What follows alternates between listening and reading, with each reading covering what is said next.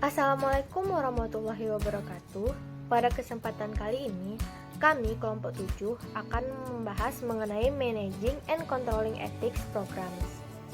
Kami yang beranggotakan Siti Halimatus Sa'diah-Nasa, Ocha Delani Sutra, dan saya sendiri Dea Rizky Amalia. Pada kesempatan kali ini, terdapat 6 topik pembahasan yang akan kita bahas. Yang pertama, Implementing Ethics Programs. Yang kedua, The Ethics Audit. Yang ketiga, Benefits of the Ethics Audit. Yang keempat, The Auditing Process. Yang kelima, The Strategic Importance of Ethics Auditing. Dan yang keenam, Summary. Pembahasan pertama akan dibahas oleh Siti Halimatus Sa'diah. Nah, pada chapter ini akan membantu pemahaman kita tentang bagaimana etika organisasi dikelola dan dikendalikan untuk menciptakan program etika yang efektif. Meskipun mungkin belum pernah kita bertanggung jawab atas suatu program etika ini sebagai manajer atau sebagai karyawan, kita akan menjadi bagian dari itu.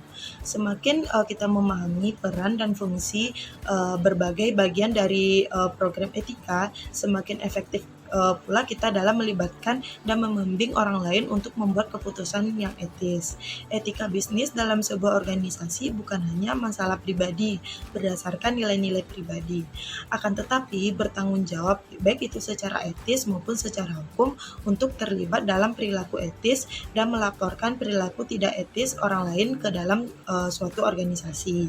Mengembangkan program etika yang efektif membutuhkan organisasi untuk mengatasi kenyataan penerapan program etika. Implementasi memerlukan pelaksanaan tindakan khusus yang memastikan pencapaian tujuan etika bisnis. Organisasi harus memiliki cara untuk mengelola, mengevaluasi, dan mengendalikan program etika bisnis.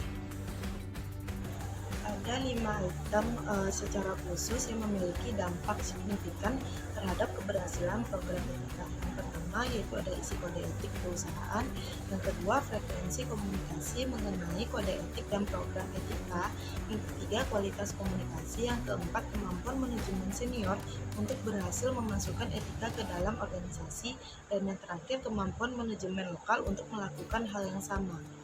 Jika sebuah organisasi memiliki budaya yang lebih terfokus pada perencanaan daripada implementasi, maka karyawan mungkin akan melihat perilaku yang tidak etis sebagai perilaku yang dapat diterima. Tanpa adanya kontrol yang tepat seperti berbohong kepada pelanggan, memanipulasi harga, perilaku kasar, dan penyalahgunaan sumber daya, maka di dalam suatu organisasi dapat menjadi bagian dari perilaku beberapa karyawan. Melihat program etika bisnis sebagai bagian dari perencanaan strategis dan kegiatan manajemen sangat penting untuk keberhasilan setiap perusahaan. Beberapa perusahaan masih belum memahami bahwa etika merupakan aspek penting dari strategi bisnis dalam melakukan suatu tindakan. Kesalahpahaman ini berasal dari keyakinan bahwa etika karyawan terutama merupakan masalah individu dan bukan tanggung jawab manajer. Sifat program etika di perusahaan Amerika yaitu untuk menentukan risiko, mengembangkan kebijakan dan kebijakan dan kode etik, dan memerlukan standar perilaku yang spesifik. Output controls melibatkan membandingkan standar dengan perilaku yang sebenarnya. Salah satu metode yang paling populer untuk mengevaluasi kinerja etis adalah audit etika. Tujuan utama dari audit etika adalah untuk mengidentifikasi risiko dan masalah dalam kegiatan di luar dan merencanakan langkah-langkah yang diperlukan untuk menyesuaikan, memperbaiki, atau menghilangkan masalah etika ini. Terlepas dari kompleksitas program etika perusahaan, audit etika sangat penting untuk keberhasilan suatu program etika. Nah, selanjutnya kita akan membahas tentang etika audit. Terlepas dari luasnya audit, audit etika adalah alat yang dapat digunakan perusahaan untuk mengidentifikasi dan mengukur komitmen etis kepada para pemangku kepentingan, seperti karyawan, pelanggan, investor, pemasok, anggota, masyarakat, aktivis media, dan regulator yang semakin menuntut perusahaan bertindak etis dan bertanggung jawab atas perilaku mereka. Sebagai tanggapan, bisnis bekerja untuk memasukkan akuntabilitas ke dalam tindakan tersebut, dari perencanaan jangka panjang, pengambilan keputusan sehari-hari, dan memikirkan kembali proses tata kelola perusahaan dan melaporkan keuangan untuk memperkerjakan, mempertahankan, dan mempromosikan karyawan, serta membangun hubungan dengan para pelanggan. Audit etika menyediakan metode objektif untuk menunjukkan komitmen perusahaan untuk meningkatkan perencanaan strategis, termasuk kepatuhannya terhadap hukum, dan standar etika, serta standar tanggung jawab sosial. Proses audit ini sangat penting bagi bisnis karena dapat meningkatkan kinerja dan efektivitas perusahaan, meningkatkan daya tariknya bagi investor, meningkatkan hubungannya dengan para pemangku kepentingan, mengidentifikasi potensi risiko, dan mengurangi risiko kesalahan dan publisitas yang dapat merugikan dan merusak reputasi dari suatu perusahaan. Nah, sebuah audit etika adalah evaluasi sistematis dari program dan kinerja etika organisasi untuk menentukan apakah efektif atau tidak. Komponen utama dari program etika yang dijelaskan pada bab sebelumnya yaitu audit etika mencakup pengukuran kepatuhan yang teratur, lengkap, dan terdokumentasi dengan kebijakan dan prosedur yang diterbitkan perusahaan. Dengan demikian, audit memberikan kesempatan untuk mengukur kesesuaian dengan standar etika yang diinginkan oleh perusahaan. Audit dapat menjadi pendahulu untuk menyiapkan program etika, karena audit mengidentifikasi standar etika perusahaan serta kebijakan dan area risiko yang ada. Undang-undang baru ini dan amandemen FSGO mendorong audit etika yang lebih besar karena perusahaan berusaha untuk menunjukkan kepada berbagai pemangku kepentingan bahwa mereka mematuhi hukum dan telah menetapkan program untuk meningkatkan pengembalian keputusan yang etis. Sementara perusahaan tidak diwajibkan untuk melaporkan hasil audit mereka kepada publik. Beberapa perusahaan seperti New Belgium Brewing melaporkan hasil audit di bidang-bidang seperti praktik tenaga kerjaan, upaya keberlanjutan, dan penjangkauan masyarakat. Hanya itu yang dilaporkannya. Jadi tidak semua audit yang dilaporkan kepada publik. Konsep audit etika muncul dari gerakan untuk mengevaluasi dan melaporkan inisiatif tanggung jawab sosial perusahaan yang lebih luas, terutama yang berkaitan dengan keberlanjutan. Semakin banyak perusahaan yang mengaudit program tanggung jawab sosial mereka dan melaporkan hasilnya untuk mendokumentasikan upaya mereka untuk lebih bertanggung jawab kepada berbagai kelompok pemangku kepentingan yang berkepentingan. Audit sosial adalah proses penilaian dan pelaporan kinerja bisnis dalam memenuhi tanggung jawab ekonomi, hukum, etika, dan filantropi yang diharapkan oleh para pemangku kepentingannya. Laporan sosial sering membahas tentang isu-isu yang berkaitan dengan kinerja perusahaan dalam 4 dimensi tanggung jawab sosial, serta tanggung jawab sosial tertentu dan masalah etika seperti masalah ketenagakerjaan, pengembangan ekonomi masyarakat, kesukarelaan, dan dampak lingkungan. Sebaliknya, audit etika fokus lebih sempit pada perilaku etis dan hukum perusahaan.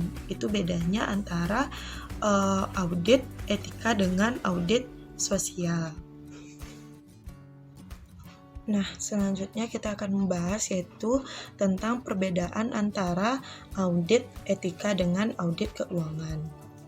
Di mana audit etika menggunakan prosedur dan proses yang serupa dengan etika yang kita temukan di dalam audit keuangan untuk membuat laporan yang objektif tentang kinerja perusahaan, seperti audit akuntansi. Seseorang dengan keahlian dari luar organisasi dapat dipilih untuk melakukan audit etika, meskipun standar yang digunakan di dalam audit keuangan dapat disesuaikan untuk memberikan landasan objektif bagi pelaporan etika. Ada perbedaan yang signifikan antara kedua jenis audit tersebut, di mana audit keuangan lebih berfokus pada semua sistem yang berkaitan dengan aliran uang dan penilaian keuangan untuk tujuan pajak dan akuntabilitas manajerial, sedangkan audit etika berkaitan dengan dampak internal dan eksternal yang luas dari kinerja etis organisasi. Perbedaan signifikan lainnya yaitu bahwa audit etika biasanya tidak terkait dengan persyaratan peraturan, sedangkan kalau audit keuangan itu diperlukan terhadap perusahaan publik yang menerbitkan surat berharga. Karena etika audit sosial bersifat sukarela, ada lebih sedikit standar yang dapat diterapkan perusahaan sehubungan dengan frekuensi pelaporan, persyaratan pengungkapan, dan tindakan perbaikan yang harus diambil sebagai tanggung jawab atas hasil tersebut. Hal ini dapat berubah karena semakin banyak perusahaan mengembangkan program etika di lingkungan saat ini, di mana badan pengatur mengharuskan dewan direksi untuk mengawasi etika perusahaan. Jika dewan direksi ini ingin melacak efektivitas program etika, maka audit ini sangat diperlukan. Selain itu, standar audit non-keuangan sedang berkembang dengan data yang tersedia untuk benchmarking dan membandingkan kinerja etis non-keuangan perusahaan dengan kinerja di masa lalunya dengan yaitu kinerja perusahaan lainnya. Selanjutnya, saya akan menjelaskan materi yang ketiga, yaitu manfaat audit etika. Ada banyak alasan mengapa perusahaan memilih untuk menganalisis, melaporkan, dan meningkatkan perilaku etis mereka. Penilaian budaya etika organisasi diperlukan untuk meningkatkan kinerja etika dan untuk mendokumentasikan dalam proses hukum bahwa perusahaan memiliki program etika yang efektif. Perusahaan dapat menggunakan audit etika untuk mendeteksi kesalahan sebelum menjadi masalah yang besar. Dan audit memberikan bukti upaya perusahaan untuk mengidentifikasi dan menangani risiko etika utama. Misalnya, perusahaan yang membuktikan bahwa mereka memiliki program etika serta kepatuhan perusahaan dan melaporkan bahwa mereka memiliki program etika serta kepatuhan perusahaan.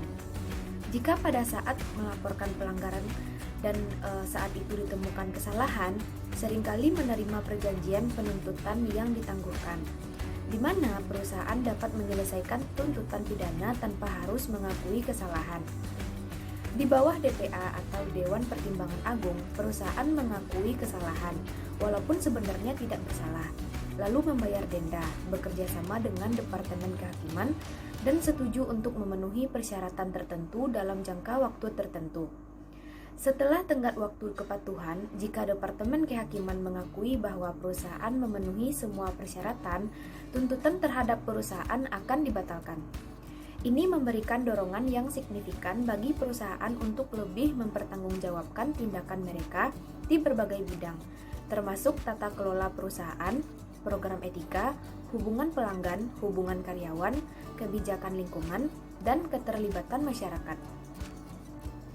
Lalu perusahaan mungkin ingin mencapai kinerja yang paling etis, sedangkan yang lain mungkin menggunakan audit etika hanya untuk memproyeksikan citra yang baik untuk menyembunyikan budaya korupnya.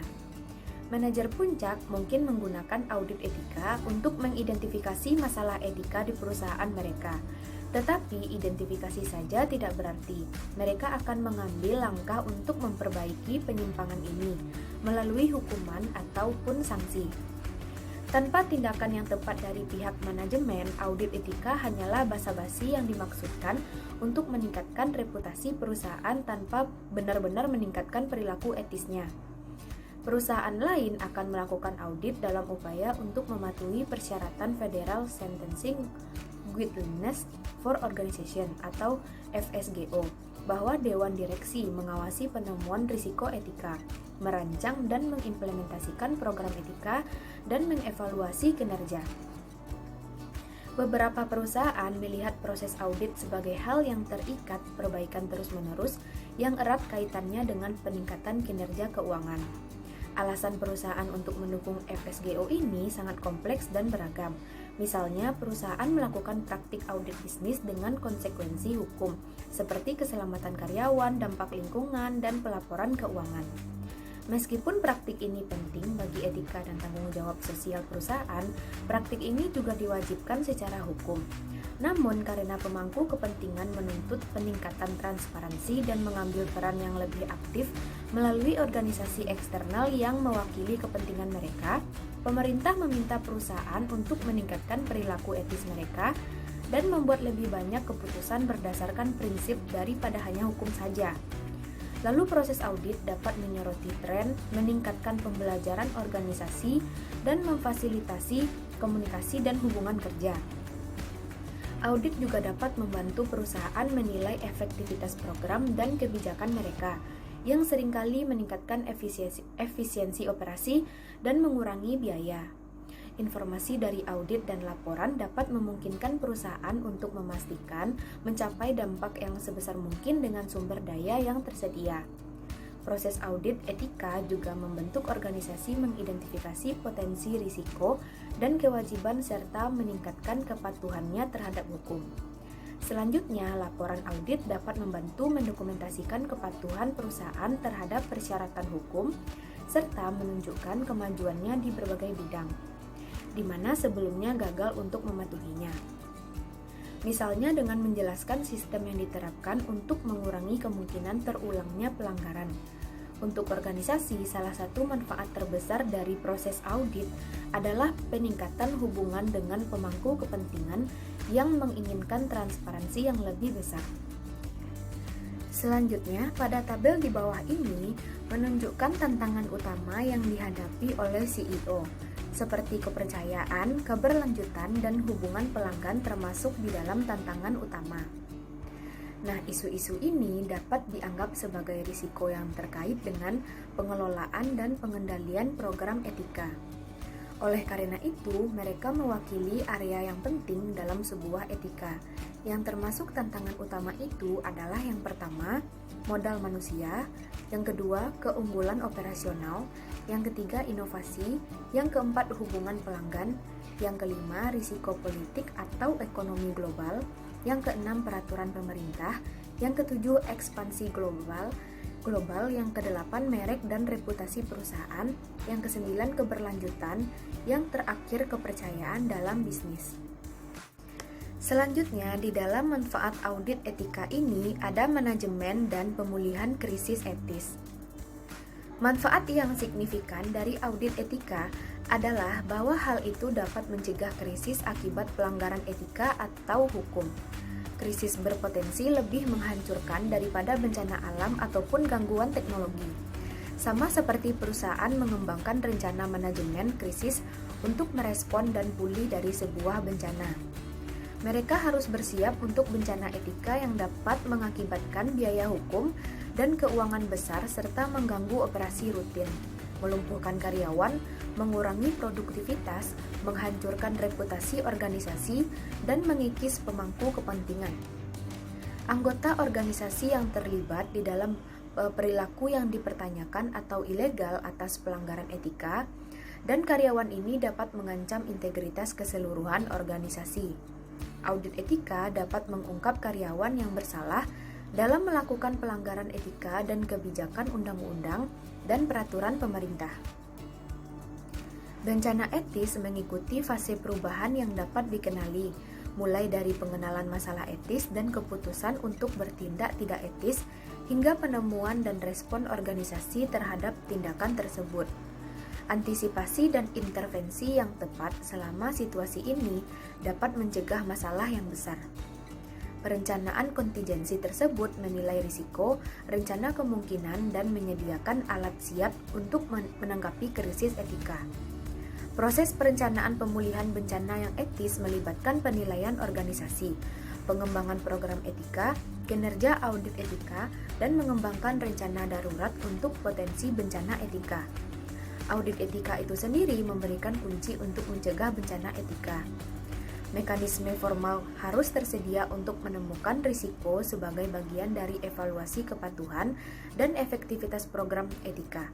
Ketakutan terbesar sebagian besar pemimpin perusahaan adalah menemukan kesalahan atau aktivitas ilegal yang dapat dilaporkan oleh media massa, digunakan oleh pesaing atau dituntut oleh pemerintah.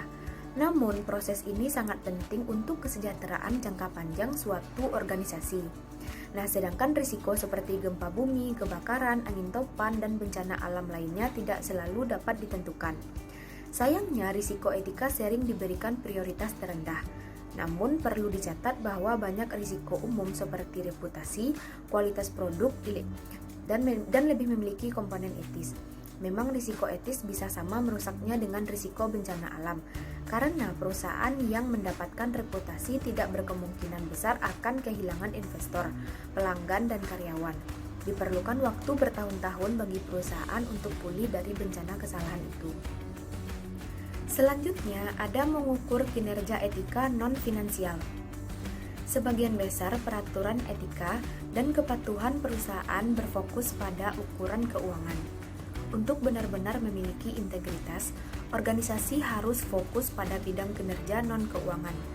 Kata integritas dalam konteks ini menyiratkan organisasi yang seimbang dan tidak hanya membuat keputusan keuangan yang etis, tetapi juga etis dalam aspek yang lebih subjektif dari budaya perusahaannya.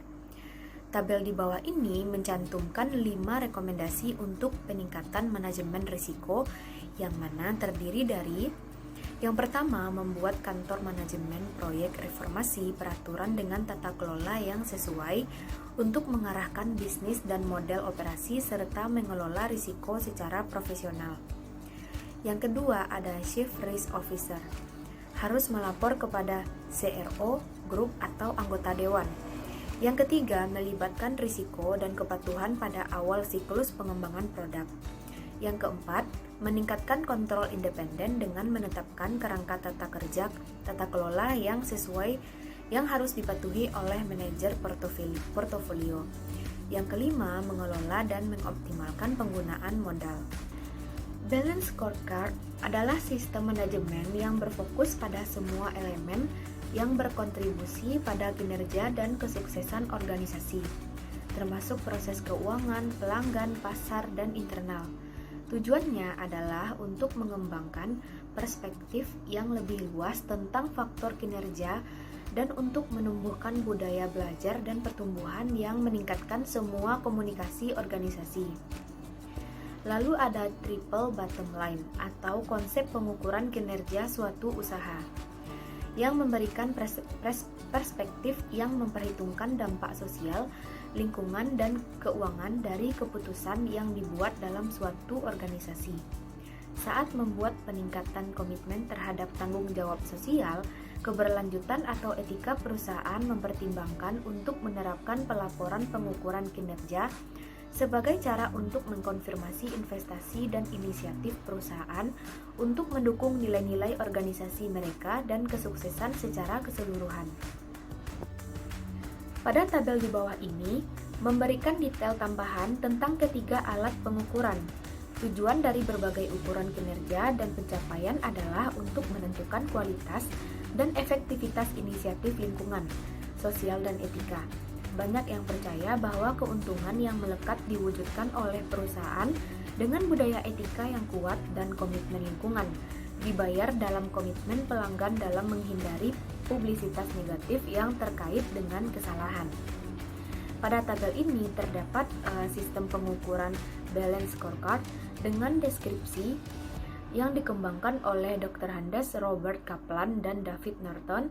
Balance scorecard ini memasukkan indikator kinerja non-finansial ke dalam sistem evaluasi untuk memberikan pandangan yang lebih seimbang tentang kinerja organisasi. Nah, sistem ini menggunakan metrik keuangan, proses bisnis internal, pembelajaran dan pertumbuhan, serta pelanggan untuk mengukur kinerja perusahaan secara keseluruhan. Yang kedua ada Six Sigma. Six Sigma ini berfokus pada peningkatan proses yang ada yang tidak memenuhi spesifikasi kualitas atau yang perlu ditingkatkan serta mengembangkan proses baru yang memenuhi Six Sigma standar. Yang ketiga ada Triple Bottom Line. Pendekatan untuk mengukur faktor sosial, keuangan, dan lingkungan ini mengakui bahwa bisnis memiliki tanggung jawab untuk mempengaruhi secara positif berbagai pemangku kepentingan, termasuk pelanggan, karyawan, pemegang saham, komunitas, dan lingkungan alam. Tantangannya adalah bagaimana menilai dampak sosial dan lingkungan bisnis karena tidak ada bentuk standar untuk mengukur kriteria ini. Lalu selanjutnya di dalam manfaat audit etika ini terdapat risiko dan persyaratan dalam audit etika. Nah, meskipun audit etika memberikan banyak manfaat bagi masing-masing perusahaan dan pemegang sahamnya, mereka memiliki potensi untuk menciptakan risiko. Misalnya, sebuah perusahaan mungkin mengungkap masalah etika serius yang tidak ingin diungkapkan sampai situasinya diperbaiki. Mungkin menemukan satu atau lebih kritik pemangku kepentingannya dan tidak dapat dengan mudah ditangani. Kadang-kadang, proses pelaksanaan audit etika dapat mendorong ketidakpuasan pemangku kepentingan daripada menghambatnya. Selain itu, proses audit membebankan biaya bagi perusahaan yang melakukannya. Meskipun audit merupakan tindakan yang bijaksana, tidak memberikan jaminan bahwa risiko dan tantangan etika dapat dihindari. Tantangan lainnya adalah dalam menilai risiko dan mengidentifikasi standar perbandingan. Banyak perusahaan yang diduga melakukan pelanggaran menanggapi pengawasan publik atas praktik mereka dengan melakukan audit etika untuk menunjukkan kepedulian mereka dan merespon dengan tepat kelemahan dalam program mereka. Sebagai akibat dari perilaku yang dipertanyakan atau pelanggaran hukum, ada beberapa perusahaan yang harus melakukan audit untuk menunjukkan komitmen nyata mereka untuk meningkatkan pengambilan keputusan dan perilaku bisnis. Selanjutnya yang akan kita bahas adalah proses audit. Audit etika harus berbeda juga unik untuk tiap-tiap perusahaan yang mencerminkan ukuran, industri, budaya perusahaan, dan risiko yang teridentifikasi serta lingkungan peraturan di mana perusahaan tersebut beroperasi. Audit etika untuk perusahaan perbankan akan berbeda dengan perusahaan produsen mobil atau perusahaan pengolah makanan. Setiap perusahaan memiliki masalah peraturan yang berbeda dan risiko unik yang berasal dari sifat bisnisnya sendiri. Terdapat 7 kerangka kerja audit etika. Yang pertama, memperoleh komitmen manajer puncak dan dewan direksi. Yang kedua, membentuk komite untuk mengawasi audit etika. Yang ketiga, menentukan ruang lingkup proses audit, termasuk bidang pokok yang penting bagi audit etika. Yang keempat, meninjau misi, kebijakan, dan tujuan, serta menentukan prioritas etisnya. Yang kelima, mengumpulkan dan menganalisis informasi yang relevan di setiap area penilaian yang ditentukan. Yang keenam, memiliki hasil yang diverifikasi oleh agen independen. Yang ketujuh, melaporkan temuan audit kepada komite audit, kepada manajer, dan pemangku kepentingan.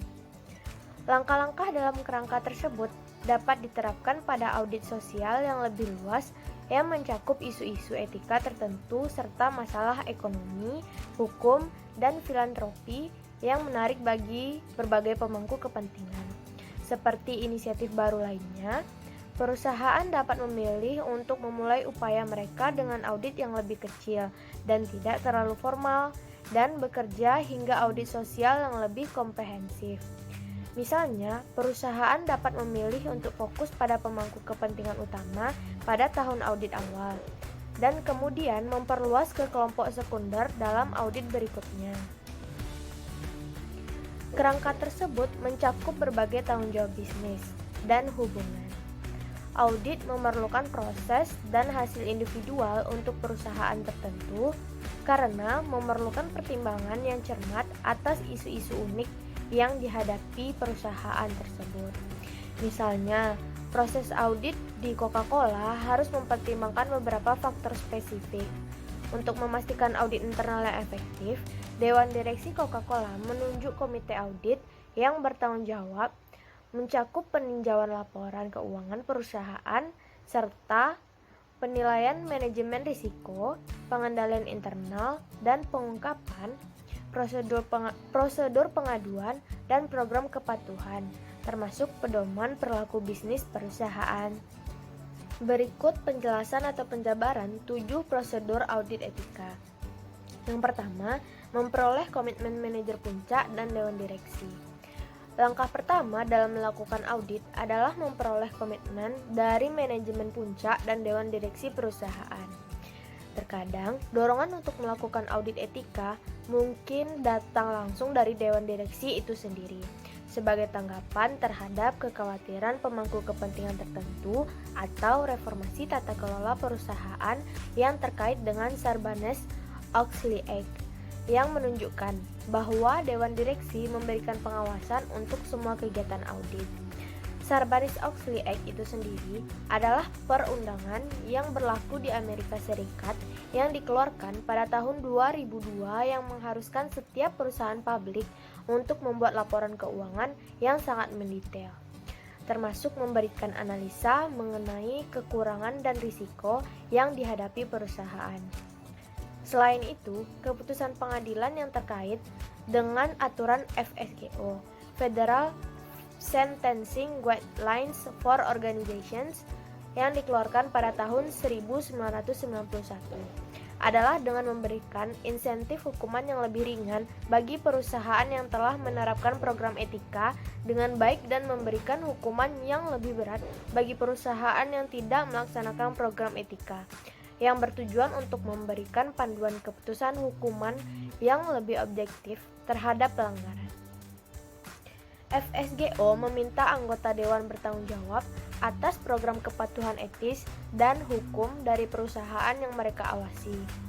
Aturan dan peraturan yang terkait dengan Sarbanes-Oxley Act mengharuskan dewan menyertakan anggota yang berpengetahuan dan memenuhi syarat untuk mengawasi akuntansi dan jenis audit lainnya, untuk memastikan laporan ini akurat dan mencakup semua informasi material. Meskipun komite audit keuangan, dewan akan memeriksa standar etika di seluruh perusahaan yang berkaitan dengan masalah keuangan. Itu juga berkaitan dengan penerapan kode etik untuk pejabat keuangan puncak. Banyak dari masalah tersebut berhubungan dengan masalah tata kelola perusahaan, seperti kompensasi, opsi saham, dan konflik kepentingan. Audit etika dapat menunjukkan bahwa perusahaan telah mengambil langkah-langkah untuk mencegah kesalahan dan berguna dalam kasus di mana tuntutan hukum perdata menyalahkan perusahaan dan direkturnya atas tindakan karyawan yang nakal. Tekanan untuk audit juga bisa datang dari manajer puncak yang mencari cara untuk melacak dan meningkatkan kinerja etis dan mungkin memberi perusahaan mereka keuntungan atas pesaing yang menghadapi pertanyaan tentang perilaku etis mereka. Selain itu, berdasarkan Sarbanes-Oxley Act, CEO dan CFO dapat dituntut secara pidana jika mereka dengan sengaja menyatakan laporan keuangan yang menyesatkan. Mereka mungkin meminta audit etika sebagai alat untuk meningkatkan kepercayaan dalam proses pelaporan perusahaan mereka. Beberapa perusahaan mendirikan kantor etika tingkat tinggi dalam hubungan dengan program etika, dan petugas etika dapat mengkampanyekan audit sebagai ukuran efektivitas program perusahaan. Terlepas dari dorongan untuk audit, keberhasilannya bergantung pada dukungan penuh dari manajemen puncak, terutama CEO dan dewan direksi. Tanpa dukungan ini, audit tidak akan meningkatkan program etika atau budaya perusahaan. Prosedur audit etika yang kedua yaitu membentuk komite untuk mengawasi audit etika. Langkah selanjutnya dalam prosedur audit etika adalah membentuk komite dan tim untuk mengawasi proses audit. Idealnya, komite audit keuangan Dewan Direksi mengawasi audit, tetapi ini tidak terjadi di sebagian besar perusahaan. Di sebagian besar perusahaan, manajer atau petugas etika tidak selalu melapor kepada Dewan Direksi saat melakukan audit sosial dan etika. Bagaimanapun, tim ini harus mencakup karyawan yang memiliki pengetahuan tentang sifat dan peran audit etika, dan orang-orang tersebut harus berasal dari berbagai departemen dalam perusahaan. Tim dapat merekrut individu in-house atau menyewa konsultan luar untuk mengkoordinasikan audit dan melaporkan hasilnya langsung ke Dewan Direksi. Pusat Sumber Daya Etika, sebuah organisasi nirlaba yang terlibat dalam mendukung perilaku etis di sektor publik dan swasta, membantu perusahaan dengan penilaian dan audit. Seperti halnya audit keuangan, auditor eksternal tidak boleh memiliki hubungan konflik kepentingan dengan manajer puncak atau anggota dewan. Berdasarkan praktik terbaik tata kelola perusahaan, audit harus dipantau oleh Komite Dewan Direksi Independen seperti yang direkomendasikan oleh Sarbanes-Oxley Act. Yang ketiga yaitu menentukan lingkup proses. Proses audit etika selanjutnya yaitu menentukan ruang lingkup audit dan memantau kemajuannya untuk memastikan tetap pada jalurnya. Lingkup audit tergantung pada jenis bisnis, risiko yang dihadapi, dan peluang yang dimilikinya untuk mengelola etika. Langkah ini termasuk mendefinisikan pokok bahasan utama atau area risiko yang penting untuk audit. Misalnya, keberlanjutan, diskriminasi, kewajiban produk, hak karyawan, privasi, penipuan, pelaporan keuangan, atau kepatuhan hukum, serta dasar yang menjadi dasar penilaian. Penilaian dapat didasarkan pada konsultasi langsung, observasi, survei, atau fokus kelompok. Yang keempat, prosedur audit etika adalah melakukan peninjauan misi, nilai, sasaran, dan kebijakan organisasi, dan tentukan prioritas etika. Proses audit etika yang keempat yaitu melakukan peninjauan misi, nilai, sasaran, dan kebijakan perusahaan, dan menentukan prioritas etika. Misi keseluruhan perusahaan dapat memasukkan tujuan etika, tetapi ini mungkin terletak dalam dokumen terpisah, termasuk yang berfokus pada tanggung jawab sosial. Misalnya, pernyataan etika perusahaan atau pernyataan nilai dapat menawarkan panduan untuk mengelola transaksi dan hubungan manusia yang mendukung reputasi perusahaan, sehingga menumbuhkan kepercayaan pemangku kepentingan eksternal perusahaan. Tinjauan ini harus mencakup pemeriksaan semua dokumen formal yang membuat komitmen eksplisit terhadap tanggung jawab etika, hukum, atau sosial, serta dokumen yang kurang formal. Dokumen informal mencakup materi pemasaran, kebijakan tempat kerja, kebijakan etika, dan standar untuk pemasok vendor. Tinjauan ini dapat mengungkapkan kebutuhan untuk membuat pernyataan tambahan untuk mengisi kesenjangan yang teridentifikasi atau membuat pernyataan misi atau juga kebijakan etis baru yang komprehensif untuk mengatasi kekurangan apapun. Penting untuk memeriksa semua kebijakan dan praktik kantor akuntan publik sehubungan dengan area spesifik yang dicakup oleh audit. Dalam audit yang meneliti masalah diskriminasi, langkah peninjauan ini akan mempertimbangkan tujuan dan sasaran perusahaan serta kebijakannya terkait diskriminasi. Ini akan mempertimbangkan sarana yang tersedia untuk mengkomunikasikan kebijakan perusahaan dan menilai efektivitasnya. Evaluasi semacam ini harus melihat apakah dan bagaimanakah manajer diberi penghargaan untuk memenuhi tujuan mereka dan sistem yang harus diberikan dan diterima oleh karyawan. Audit etika yang efektif meninjau semua sistem ini dan menilai kekuatan dan kelemahannya. Bersamaan dengan langkah ini, dalam proses audit, perusahaan harus menentukan prioritas etisnya. Menentukan prioritas ini adalah tindakan penyeimbang karena mengidentifikasi kebutuhan dan menilai prioritas setiap pemangku kepentingan bisa jadi sulit. karena tidak ada persyaratan hukum untuk prioritas etis. Terserah pada proses perencanaan strategi, manajemen, dan menentukan risiko, menetapkan standar yang sesuai, dan menguraikan proses komunikasi dengan pemangku kepentingan. Penting juga untuk mengartikulasikan prioritas dan nilai etika perusahaan sebagai seperangkat parameter atau indikator kinerja yang dapat dinilai secara objektif dan kuantitatif. Karena audit etika adalah laporan terstruktur dengan penilaian kuantitatif dan deskriptif. Tindakan harus dapat diukur dengan indikator kuantitatif. Namun, terkadang tidak mungkin untuk melampaui deskripsi. Pada titik tertentu, perusahaan harus menunjukkan respons yang berorientasi pada tindakan terhadap masalah etika yang menjadi prioritas utama. Perusahaan listrik dan gas nasional Grid memiliki sejarah panjang dalam meminimalkan kerusakan lingkungan. Perusahaan mengadopsi standar internasional untuk sistem manajemen lingkungan ISO 14001 dan pedoman yang memerlukan audit eksternal oleh auditor bersertifikat. Selain itu, National Grid memiliki laporan ringkasan tanggung jawab perusahaan global di situs webnya. Prosedur yang kelima yaitu mengumpulkan dan menganalisis informasi yang relevan.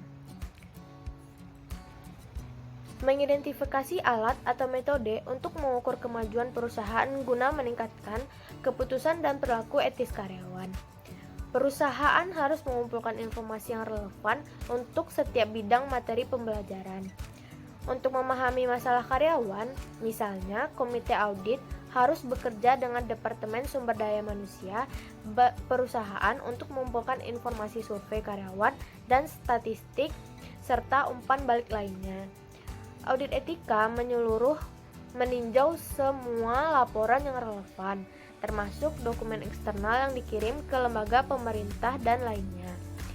Mengukur strategi keberlanjutan perusahaan seringkali bergantung pada laporan perusahaan sendiri dan data sekunder. Informasi yang dikumpulkan harus membantu menemukan tingkat dasar kepatuhan serta harapan internal dan eksternal perusahaan. Langkah ini juga mengidentifikasi di mana perusahaan telah atau belum memenuhi komitmennya, termasuk yang ditentukan oleh pernyataan misi dan dokumen kebijakan lainnya. Dokumen yang ditinjau dalam proses ini bervariasi dari satu perusahaan ke perusahaan lainnya berdasarkan ukuran, jenis industri, dan ruang lingkup audit. Beberapa teknik untuk mengumpulkan bukti mungkin melibatkan pemeriksaan dokumen internal dan eksternal, mengamati proses pengumpulan data, dan mengkonfirmasi informasi dalam catatan akuntansi organisasi atau perusahaan. Auditor juga dapat menggunakan analisis rasio dari indikator yang relevan untuk mengidentifikasi adanya inkonsistensi atau pola yang tidak terduga. Pengukuran objektif adalah pertimbangan utama auditor etika. Keterlibatan pemangku kepentingan adalah komponen lain dalam keberhasilan pelaksanaan audit etika, serta dikarenakan mereka menghasilkan wawasan yang signifikan. Proses audit yang kelima yaitu mengumpulkan dan menganalisis informasi yang relevan. Mengidentifikasi alat atau metode untuk mengukur kemajuan perusahaan berguna untuk meningkatkan keputusan dan perilaku etis karyawan. Perusahaan harus mengumpulkan informasi yang relevan untuk setiap bidang materi pelajaran. Untuk memahami masalah karyawan, misalnya, komite audit harus bekerja sama dengan Departemen Sumber Daya Manusia perusahaan untuk mengumpulkan informasi survei karyawan dan statistik serta umpan balik lainnya. Audit etika menyeluruh meninjau semua laporan yang relevan, termasuk dokumen eksternal yang dikirim ke lembaga pemerintah dan lainnya. Mengukur strategi keberlanjutan perusahaan seringkali bergantung pada laporan perusahaan sendiri dan data sekunder. Informasi yang dikumpulkan harus membantu menentukan tingkat dasar kepatuhan serta harapan internal dan eksternal perusahaan. Langkah ini juga mengidentifikasi di mana perusahaan telah atau belum memenuhi komitmennya, termasuk yang ditentukan oleh pernyataan misi dan dokumen kebijakan lainnya. Dokumen yang ditinjau dalam proses ini bervariasi dari satu perusahaan ke perusahaan lain, berdasarkan ukuran, jenis industri, dan ruang lingkup audit. Beberapa teknik untuk mengumpulkan bukti mungkin melibatkan pemeriksaan dokumen internal dan eksternal, mengamati proses pengumpulan data, dan mengkonfirmasi informasi dalam catatan akuntansi organisasi atau perusahaan. Auditor juga dapat menggunakan analisis rasio dari indikator yang relevan untuk mengidentifikasi adanya inkonsistensi atau pola yang tidak terduga. Pengukuran objektif adalah pertimbangan utama auditor etika. Keterlibatan pemangku kepentingan adalah komponen lain dalam keberhasilan pelaksanaan audit etika karena mereka menghasilkan wawasan yang signifikan. Dalam satu penelitian yang meneliti saluran pelaporan, karyawan ditanya kepada siapa mereka akan merasa nyaman melaporkan pelanggaran jika mereka mencurigai atau mengetahuinya. Supervisor dan manajer lokal menerima tanggapan yang paling baik, menunjukkan perlunya perusahaan untuk memastikan manajer lini diperlengkapi untuk menanggapi tuduhan dengan tepat. Personel yang terutama bertanggung jawab untuk mengambil tindakan sebagai tanggapan atas dugaan pelanggaran, fungsi hukum, audit internal, dan Dewan Komite Audit. Disebut-sebut di antara yang paling tidak nyaman digunakan karyawan untuk melaporkan tuduhan.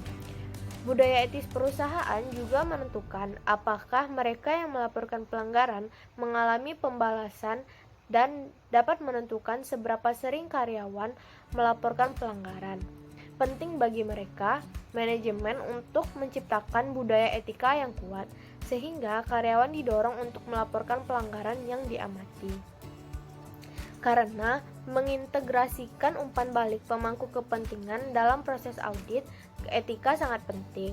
Para pemangku kepentingan ini harus didefinisikan dan diwawancarai selama tahap pengumpulan data. Bagi sebagian besar perusahaan, pemangku kepentingan termasuk karyawan, pelanggan, investor, pemasok, kelompok masyarakat, regulator, organisasi non-pemerintah, dan media. Baik audit sosial dan etika biasanya mewawancarai dan melakukan kelompok fokus dengan para pemangku kepentingan ini untuk mendapatkan pemahaman tentang persepsi mereka terhadap perusahaan. Karena karyawan menjalankan operasi bisnis, memahami masalah karyawan sangat penting untuk keberhasilan audit ini.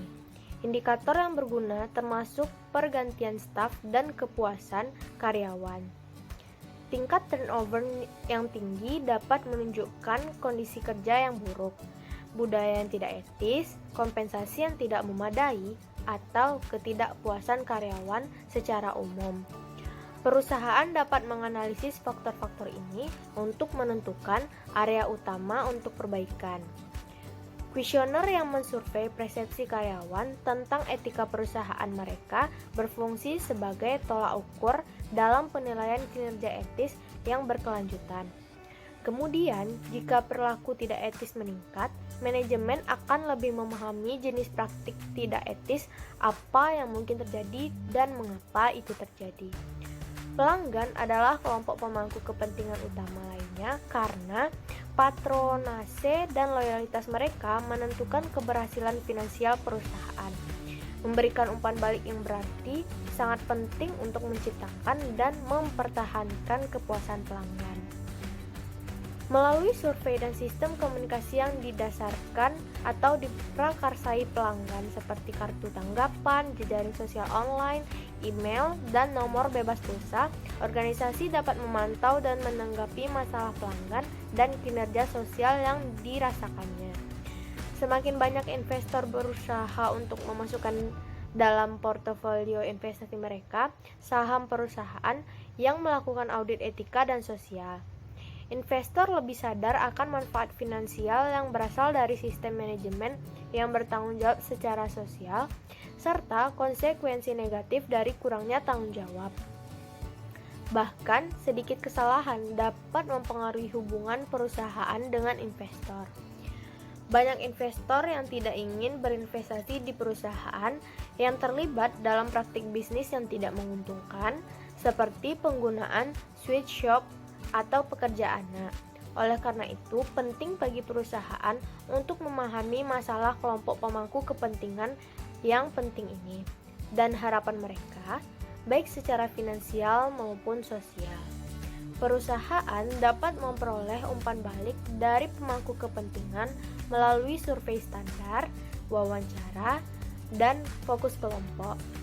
Perusahaan dapat mendorong pertukaran pemangku kepentingan dengan mengundang kelompok tertentu untuk berdiskusi. Pertemuan tersebut dapat mencakup tur kantor atau fasilitas atau kunjungan lapangan oleh perwakilan perusahaan ke lokasi di masyarakat. Terlepas dari bagaimana perusahaan mengumpulkan informasi tentang pandangan pemangku kepentingan, tujuan utamanya adalah untuk menghasilkan opini tentang bagaimana persepsi perusahaan dan apakah itu memenuhi harapan pemangku kepentingan. Setelah informasi ini dikumpulkan, perusahaan harus membandingkan persepsi internal yang diidentifikasi dalam penilaian pemangku kepentingan dan meringkas temuannya. Selama fase ini, komite audit harus menarik beberapa kesimpulan tentang informasi yang diperoleh pada tahap sebelumnya. Kesimpulan ini dapat mencakup penilaian deskriptif dari temuan, seperti biaya dan manfaat program etika perusahaan, kekuatan dan kelemahan kebijakan dan praktik perusahaan, sifat umpan balik dari pemangku kepentingan, dan masalah yang harus ditangani dalam audit di masa mendatang. Dalam beberapa kasus, mungkin tepat untuk melihat bagaimana temuan sesuai dengan standar yang diidentifikasikan sebelumnya, baik secara kuantitatif maupun kualitatif. Analisis data harus mencakup pemeriksaan organisasi lain dalam industri dan kinerja mereka di bidang studi yang ditentukan. Komite audit dapat menyelidiki keberhasilan perusahaan lain yang dianggap terbaik di bidang tertentu dan membandingkan kinerja perusahaan tersebut dengan kinerja mereka sendiri. Beberapa tolak ukur umum yang tersedia dari audit etika perusahaan adalah kepuasan karyawan atau pelanggan, persepsi kelompok masyarakat, dan dampak filantropi perusahaan. Selanjutnya, prosedur audit yang keenam adalah melakukan verifikasi hasil. Memiliki pihak independen seperti konsultan audit sosial etika, kantor akuntan keuangan yang menawarkan jasa audit sosial seperti KPMG atau kelompok minat khusus nirlaba dengan pengalaman audit, misalnya New Economics Foundation. Memverifikasi hasil analisis data. Business for Social Responsibility, sebuah organisasi nirlaba yang mendukung inisiatif atau pelaporan tanggung jawab sosial, mendefinisikan verifikasi sebagai penilaian independen atas kualitas, akurasi, dan kelengkapan laporan sosial perusahaan. Verifikasi independen memberi perusahaan, pemangku kepentingan, dan masyarakat umum ukuran kepastian bahwa perusahaan melaporkan kinerja etisnya secara adil dan jujur, serta memberikan penilaian terhadap sistem pelaporan sosial dan lingkungan perusahaan. Verifikasi juga memberikan kredibilitas dan objektivitas laporan audit. Namun, survei yang dilakukan oleh salah satu kantor akuntan Big Four menemukan hanya sedikit laporan sosial yang berisi segala bentuk verifikasi eksternal. Kurangnya jaminan pihak ketiga ini mungkin telah berkontribusi pada kritik bahwa audit dan pelaporan sosial dan etika lebih berkaitan dengan hubungan masyarakat daripada perubahan asli. Tetapi meskipun validasi independen dari audit etika tidak diperlukan, jumlah laporan yang diverifikasi secara independen meningkat.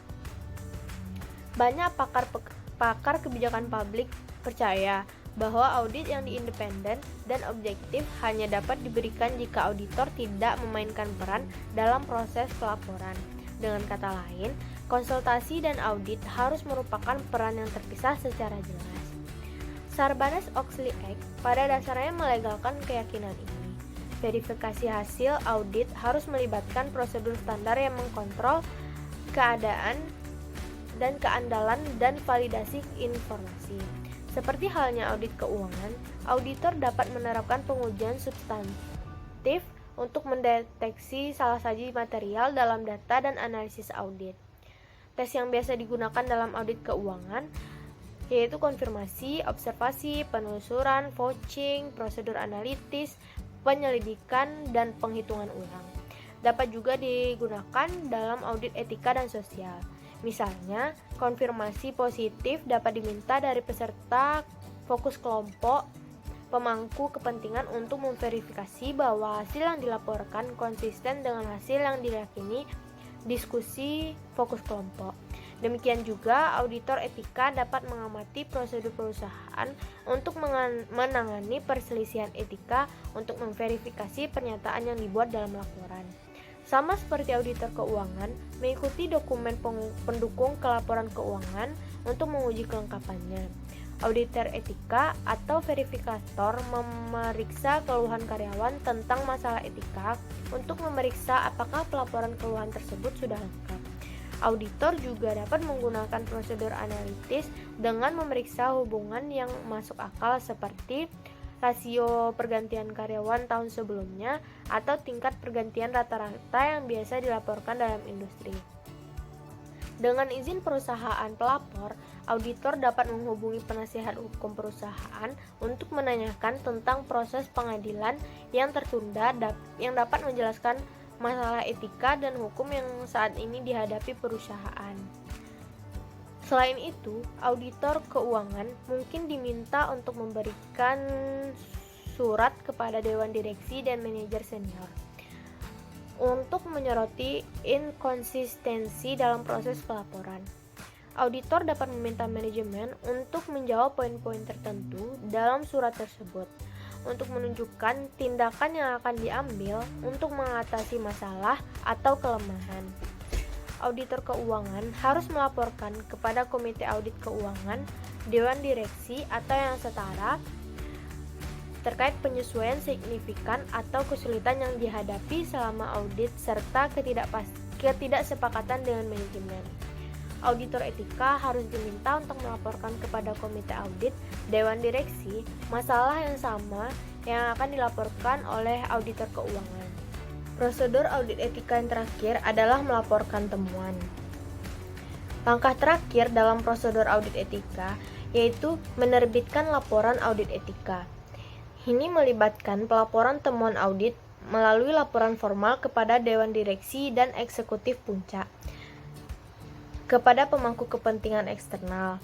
Meskipun beberapa perusahaan memilih untuk tidak mempublikasikan hasil audit mereka kepada publik, lebih banyak perusahaan memilih untuk membuat laporan mereka tersedia bagi para pemangku kepentingan. Berdasarkan pedoman yang ditetapkan oleh inisiatif pelaporan global dan akuntabilitas, laporan harus menjelaskan tujuan dan ruang lingkup audit. Metode yang digunakan dalam proses audit, pengumpulan dan evaluasi bukti, peran auditor atau sebaiknya auditor yang independen, itu sudah pasti, pedoman audit yang diikuti oleh auditor, dan pedoman pelaporan apapun yang diikuti oleh perusahaan. Laporan lebih bermakna jika diintegrasikan dengan informasi perusahaan lain yang tersedia, seperti laporan keuangan, survei karyawan, pengajuan peraturan, dan umpan balik pelanggan. Perusahaan mungkin ingin memasukkan dalam audit etika bagian tentang praktik industri terbaik dan bagaimana perbandingannya dengan perusahaan lain di bidangnya. Perbandingan semacam itu dapat membantu perusahaan mengidentifikasi kelemahannya dan mengembangkan saran untuk perbaikan. Seperti disebutkan sebelumnya, audit etika mungkin menyerupai audit keuangan, tetapi mereka mengambil bentuk yang sangat berbeda. Dalam audit keuangan, pernyataan standar audit mendikte secara harfiah setiap kata yang ditemukan dalam laporan audit keuangan dalam hal isi dan penempatan. Berdasarkan temuan auditor, laporan yang diterbitkan dapat mengambil salah satu dari 4 bentuk berikut, di antara variasi lainnya. Pendapat wajar tanpa pengecualian menyatakan bahwa laporan keuangan disajikan secara wajar. Yang kedua, opini wajar dengan pengecualian menegaskan bahwa meskipun auditor yakin bahwa laporan keuangan telah disajikan secara wajar, opini wajar tanpa pengecualian tidak dimungkinkan karena keterbatasan yang ditempatkan pada auditor atau karena masalah kecil yang melibatkan pengungkapan atau prinsip akuntansi. Selanjutnya, pendapat tidak wajar menyatakan bahwa laporan keuangan tidak disajikan secara wajar. Akhirnya, disclaimer of opinion menyatakan bahwa auditor tidak memiliki akses penuh ke catatan atau menemukan konflik kepentingan. Pendapat yang berbeda ini masing-masing memiliki konsekuensi yang sangat besar bagi perusahaan. Selanjutnya masuk ke materi yang kelima, yaitu pentingnya strategi audit etika. Konsep audit menyiratkan pemeriksaan resmi kinerja etis. Banyak organisasi mengaudit kinerja secara informal. Setiap upaya untuk memverifikasi hasil dan membandingkannya dengan standar dianggap sebagai kegiatan audit. Banyak perusahaan kecil mungkin tidak menggunakan kata audit, tetapi mereka tetap melakukan kegiatan auditing. Bagaimanapun, audit kinerja etis dapat menghasilkan banyak manfaat. Seperti yang telah kita lihat di keseluruhan bab ini, audit etika memberikan penilaian kinerja etika perusahaan secara keseluruhan dibandingkan dengan nilai-nilai inti, kebijakan etika, praktik operasi internal, sistem manajemen, dan yang paling penting adalah harapan pemangku kepentingan. Dengan demikian, laporan audit etika dan sosial adalah alat manajemen yang berguna untuk membantu perusahaan mengidentifikasi dan menentukan dampaknya dan memfasilitasi perbaikan yang penting. Nah, penilaian ini juga dapat digunakan untuk merealokasi sumber daya dan aktivitas sebagai fokus pada peluang baru. Proses audit juga dapat membantu perusahaan memenuhi pernyataan misi mereka dengan cara meningkatkan keuntungan dan mengurangi risiko. Lebih khusus, sebuah perusahaan dapat mencari perbaikan terus-menerus dalam praktik ketenaga kerjaannya, hubungan pelanggan dan masyarakatnya, dan kesehatan etis dari praktik bisnis. Lalu audit juga dapat menunjukkan dengan tepat area di mana peningkatan praktik operasi dapat meningkatkan laba lebih besar dan hubungan pemangku kepentingan. Poin terakhir yang akan kita bahas yaitu ringkasan atau kesimpulan dari chapter 9 ini. Melihat program etika bisnis sebagai bagian dari perencanaan strategis dan kegiatan manajemen sangat penting untuk keberhasilan setiap perusahaan. Namun, agar program tersebut berhasil, perusahaan harus menerapkan kontrol dan sistem untuk memastikan bahwa program tersebut dijalankan secara efektif. Kontrol termasuk input, output, dan kontrol proses. Kontrol input berkaitan dengan penyediaan alat dan sumber daya yang diperlukan untuk perusahaan, seperti karyawan yang baik dan pelatihan etika yang efektif dan sistem struktural. Kontrol proses termasuk komitmen manajerial untuk program etika dan metode atau sistem untuk evaluasi etika. Kontrol keluaran melibatkan membandingkan standar dengan perilaku yang sebenarnya. Salah satu metode yang paling populer untuk mengevaluasi kinerja etis adalah audit etika. Audit etika adalah evaluasi sistematis program etika organisasi atau perusahaan dan kinerja etisnya. Audit tersebut memberikan kesempatan untuk mengukur kesesuaian dengan standar etika yang diinginkan perusahaan. Konsep audit etika muncul dari gerakan menuju audit dan pelaporan inisiatif tanggung jawab sosial perusahaan yang lebih luas. Audit sosial adalah proses menilai dan melaporkan kinerja bisnis dalam memenuhi tanggung jawab sosial ekonomi, hukum, etika, dan filantropi yang diharapkan oleh para pemangku kepentingannya. Audit etika dapat dilakukan sebagai komponen dari audit sosial. Auditing adalah alat yang dapat digunakan perusahaan untuk mengidentifikasi dan mengukur komitmen etis mereka kepada pemangku kepentingan dan menunjukkan komitmen mereka untuk meningkatkan perencanaan strategis, termasuk kepatuhan mereka terhadap standar hukum, etika, dan tanggung jawab sosial.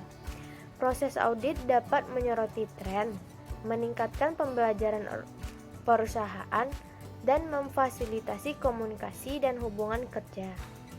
Audit membantu perusahaan menilai efektivitas program dan kebijakan mereka, mengidentifikasi potensi risiko dan kewajiban, meningkatkan kepatuhan terhadap hukum, dan menunjukkan kemajuan di bidang ketidakpatuhan sebelumnya.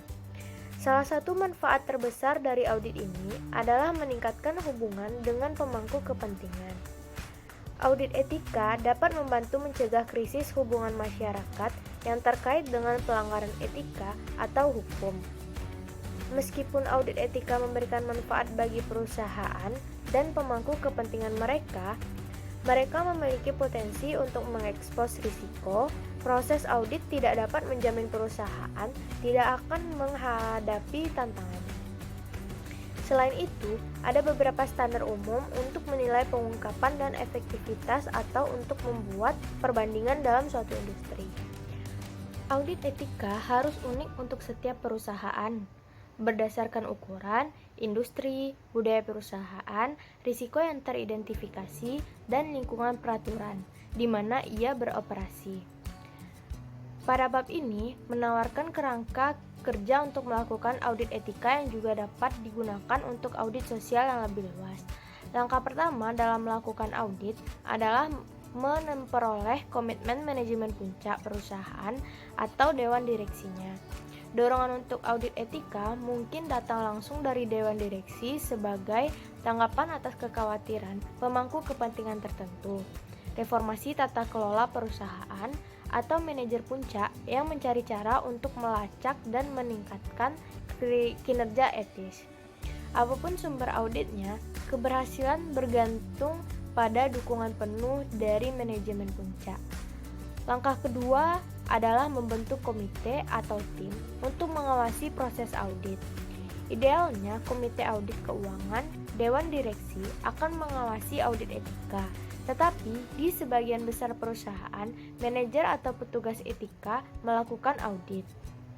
Komite ini merekrut individu dari dalam perusahaan atau menyewa konsultan luar untuk mengkoordinasikan audit dan melaporkan hasilnya. Langkah ketiga adalah menetapkan ruang lingkup audit yang tergantung pada jenis bisnis, risiko yang dihadapi oleh perusahaan, dan peluang yang tersedia untuk mengelola etika.